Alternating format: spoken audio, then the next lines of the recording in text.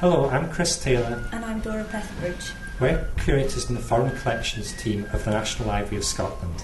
We're going to continue with our look at the library's American political history collections, but this time through the life of one of America's great national heroes, the father of the Republic, who has been represented in literature, art and history as a great paragon of virtue, of duty and integrity. This man was George Washington, who was unanimously elected first President of the United States in 1789. While you can research George Washington in our extensive microfiche, digital and modern printed collections, today we're going to look at 4 older iconic items from our collections that illustrate George Washington's career. George Washington's political success was based on his military achievements, and this we can see in the first item. In 1756, the French government had released some propaganda to support their claims to the Ohio River Valley. Propaganda was taken from a number of different articles, and one of them was the Journal of Major Washington. This propaganda fell into North American hands, and the New York and Philadelphia printers had it translated over into English. Here on page 83 we have a typical example of the French footnotes to this volume, and we can read, "Major Washington takes care here not to give a faithful account, but the endeavour he makes to justify himself will be seen hereafter." Washington was deemed to have distinguished himself during the French and Indian War. However, 2 decades later, Washington would be appointed Commander-in-Chief of the Continental Army, but this time he would be fighting against the British, and ultimately he would have French allies. Now we come to an item which illustrates George Washington's role as Commander-in-Chief of the American side, the Continental Forces. These 2 volumes here are a collection of his official letters to American Congress during the war.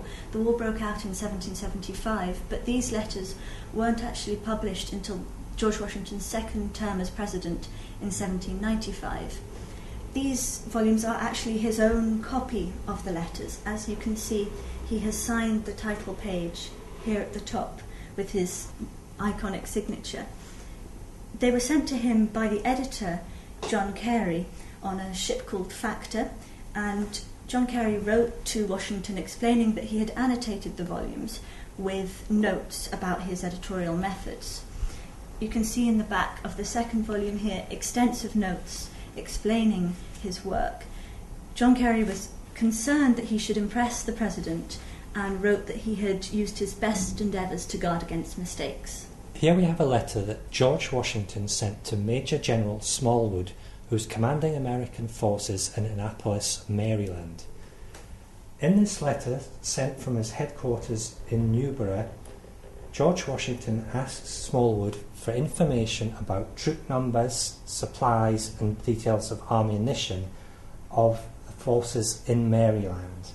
"Dear Sir, although the levies of Maryland are considered part of the Southern Army, and you an officer under the immediate orders of Major General Greene, it is my wish, nevertheless, to receive regular reports of the progress you make in the recruiting service and every other matter and thing relative to your command."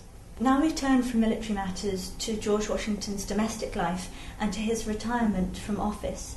This letter was written from Mount Vernon, George Washington's beloved Virginia estate, and it was written not long after he retired in November 1797.